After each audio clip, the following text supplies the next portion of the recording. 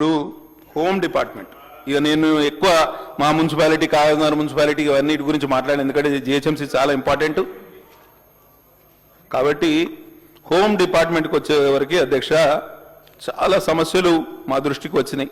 Police సిబ్బందికి 5 DL రాలేదు. Surrender leaves గురించి నేను సాంబశివరావు గారు మాట్లాడతాను, పాయల్ శంకర్ గారు మాట్లాడతాను. మంత్రుల పలుకుబడి ఎక్కడెక్కడ ఉపయోగించారో అక్కడ సరెండర్ లీవ్స్ ఎన్కాష్ అయినాయి. దాని కూడా పైరవే అధ్యక్ష. అందరూ ఒక తాటి మీద అందరూ మీకోసం పనిచేసిన వాళ్ళే కదా. కొంత దాంట్లో పట్టు విడుపులకు అవకాశం ఇవ్వండి. ఈ సంవత్సరం క్రైమ్ రేట్ పెరిగింది. 2900 రేప్స్ అయినాయి, 9% ఇంక్రీజ్. POCSO cases 27% increase. ఎట్లయింది ఏమైంది ఒకసారి చూడండి. మా దగ్గరనైతే గిరిజన మహిళల అక్రమ రవాణా అధ్యక్ష ఇదిగోండి నేను చెప్తున్నాను, ఇది వెరీ ఇంపార్టెంట్. సీతక్క గారు కూడా ఇక్కడనే ఉన్నారు. సీతక్క గారు ఇన్ఛార్జ్ మినిస్టర్గా ఉన్నప్పుడు కూడా ఒక హ్యూమన్ ట్రాఫికింగ్ పెద్ద ఎత్తున జరుగుతుంది. బార్డర్ ఏరియాస్లో మాకు అటు మంచిర్యాలకు అవతల దిక్కు సిరోంచా ఉంటుంది, ఛత్తీస్గఢ్, అటు మధ్యప్రదేశ్. చాలా ఇబ్బంది. గిరిజనులు పేదరికానికి డబ్బులతో వాళ్ళకి గిరిజనుల పేదరికాన్ని అండగా చేసుకొని డబ్బులతో వలబన్నుతున్నారు. పని పెళ్లిళ్లతోటి. ఇదైతే 2 రోజుల క్రితమే జరిగింది.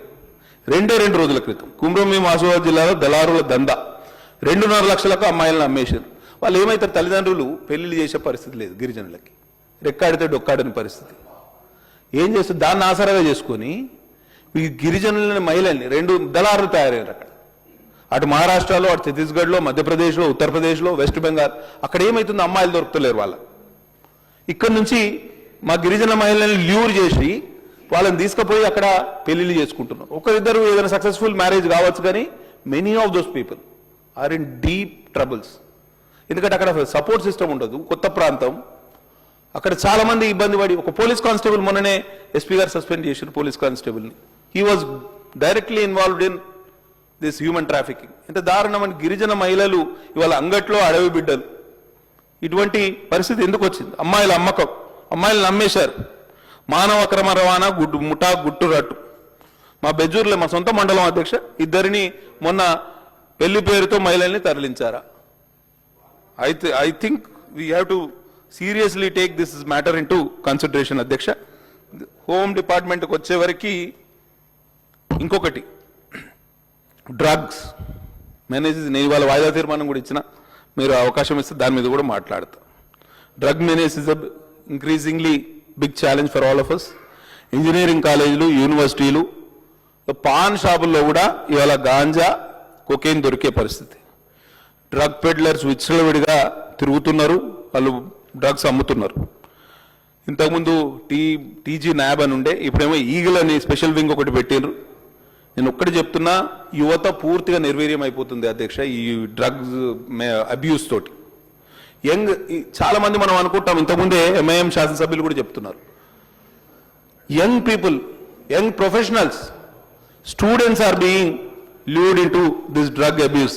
బిఫోర్ ఆన్సరింగ్ దిస్ క్వశ్చన్ ఒక్కటే, చెర్లపల్లిలో మనం చూసినాం గతంలో 12,000 కోట్ల రూపాయల డ్రగ్స్ పట్టుబడ్డాయి. ఎక్కడ లోకల్ పోలీస్ పోలేదమ్మా అధ్యక్ష, అది మహారాష్ట్ర పోలీసులు వచ్చి చెర్లపల్లిలో రైడ్ చేసి ఆ డ్రగ్స్ పట్టుకున్నారు. అవునా? మరి దాని నెట్వర్క్ను ఏమన్నాం అధ్యక్ష? Are we incompetent? కాదు కదా. There is a bigger network, international network. Hyderabad Mexico కావాలని కోరుకుంటలేం మనం, మెక్సికో కావాలని కోరుకుంటలేం. కాబట్టి ఆలోచన చేయండి. స్వామి వివేకానందని కోట్ చేస్తా, ఎందుకంటే this is very important. The power of youth is the common wealth for the entire world. This is directly affecting youth అధ్యక్ష. కాబట్టి Punjab is an example. Totally youth is totally compromise there. Udta Punjab అని ఒక movie వచ్చింది అధ్యక్ష, ఉడతా పంజాబ్. ఈ drug manage మీద మాజీ ప్రజాప్రతినిధులు ఇన్వాల్వ్ అయి ఉన్నారు అని తప్పకుండా తీసుకోండి యాక్షన్. ఫామ్ హౌస్లో రెడ్ హ్యాండెడ్గా దొరికిరు, యాక్షన్ తీసుకోండి. ఎవరొద్దంటారు? ఇవాళ తల్లిదండ్రులు, పాఠశాల యాజమాన్యాలు, ఇది ఒక సామాజిక రుగ్మతలాగా మారింది. ఇది కేవలం శాంతి భద్రతలకు సంబంధించిన అంశం కానే కాదు. దీంట్లో multifaceted approach, multi prong strategy కావాలి. తల్లిదండ్రులు ఇన్వాల్వ్మెంట్ చేయాలి, పాఠశాల యాజమాన్యాలు, సమాజం, పోలీసులు అందరూ సమిష్టి బాధ్యత తీసుకుంటే ఇది సాధ్యమవుతుంది. డిఅడిక్షన్ సెంటర్స్ ఇవాళ ఎంత తక్కువ ఉన్నాయంటే, నేను మొన్న ఒక డ్రగ్ అబ్యూజర్ నాకు తెలిసిన ఆయనని ఇక్కడ బంజారా హిల్స్లో ఒక డి అడిక్షన్ సెంటర్లో నేను జాయిన్ చేస్తే నెలకి ఎంత ఖర్చు అయింది అధ్యక్ష? 1,00,000 నుంచి 1,50,000 ఖర్చు. Private centres, very famous de addiction centre Banjara Hills main rainbow hospital నుంచి కొంచెం ముందుకు పోతే ఉంటుంది. I don't want take the name. ఇవాళ డి అడిక్షన్ సెంటర్స్ మన IMH ఎర్రగడ్డ హాస్పిటల్లో ఉన్నది. కొన్ని అక్కడక్కడ ఈ 4 ప్రెజెన్స్లో కూడా చెంచల్గూడలో ఒకటి పెట్టినట్టున్నారు, తర్వాత చెర్లపల్లిలో ఒకటి పెట్టినట్టున్నారు, ఇది 4 నిజామాబాద్లో పెట్టినారు, వరంగల్లో పెట్టినట్టున్నారు. 4 డి అడిక్షన్ సెంటర్స్. కానీ ఇవి ఏమి సరిపోవు అధ్యక్ష. దేర్ హ్యాస్ టు బి ఏమంటారు కన్సర్టెడ్ ఎఫర్ట్.